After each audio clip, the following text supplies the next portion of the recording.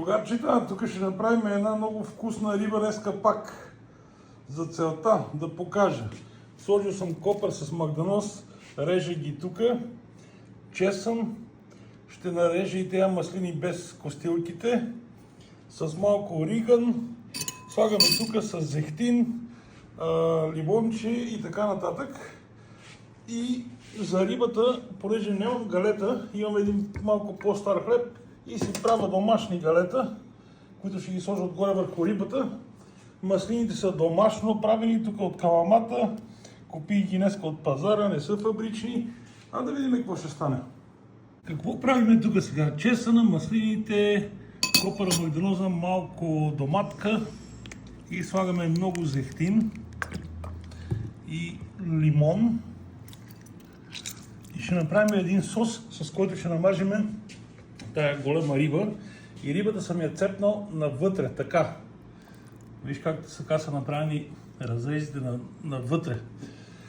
И след това ще намажем с тази смес. А трябва да има и риган. Нали сме в Гърция.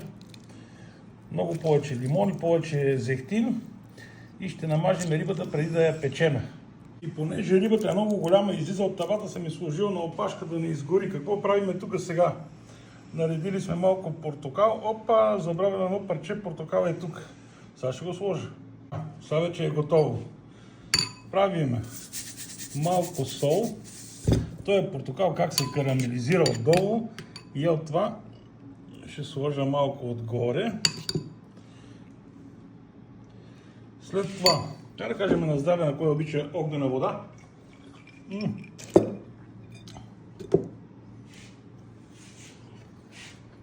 Намазваме рибата с това и я слагаме отгоре.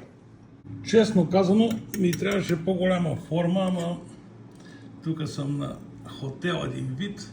Ето тук съм сложил насекъде навътре съм напълнил от тази течност. Сега отгоре ще следват други неща. Ще има нея хлебните галета ще поръсиме и във фурната.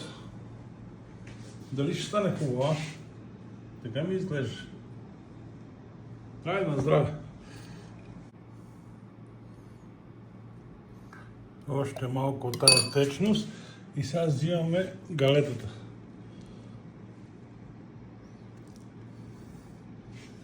Домашно приготвени галета. Я да видим. Изглежда добре.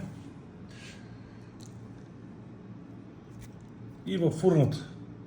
Може би ще я покрия малко с такова